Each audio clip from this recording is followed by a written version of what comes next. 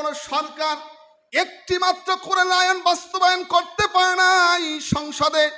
যদি একটি কোরআন আইন বাস্তবায়ন করতে পারত তাহলে সোনার বাংলাদেশটা আল্লাহর রহমত দ্বারাই পরিপূর্ণ করে দিত। কথা ঠিক কিনা?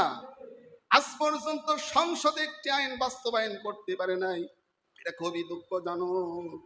যদি সংসদে ধর্ষণের আইন জারি করত, যদি সংসদে চাঁদাবাজির আইন জারি করত, যদি সংসদে, কিছুদিন আগে দেখলাম, আমি শরিয়াত পড়েছিলাম, ওই সময় একজন ব্যক্তি ইয়াবা বেচত, ইয়াবা, এই ইয়াবা এত পরিমাণ সাপ্লাই দিত, এত পরিমাণ মানুষের মাঝে বিতরণ করত।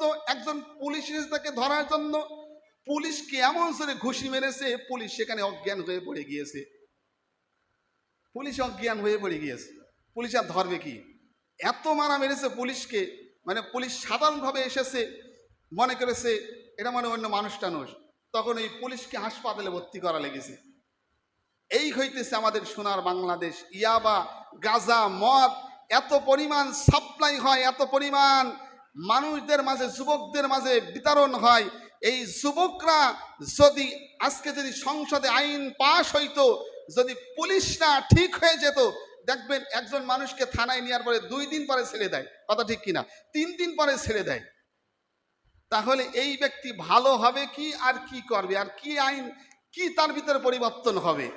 একজন মানুষকে যদি ধরার পরে 2 দিন পরে ছেড়ে দেয়, তাহলে 3 দিন পরে বাড়িতে এসেই তো আবার ইয়াবা আসবে, আবার চাঁদাবাজি করবে, রংবাজি করবে।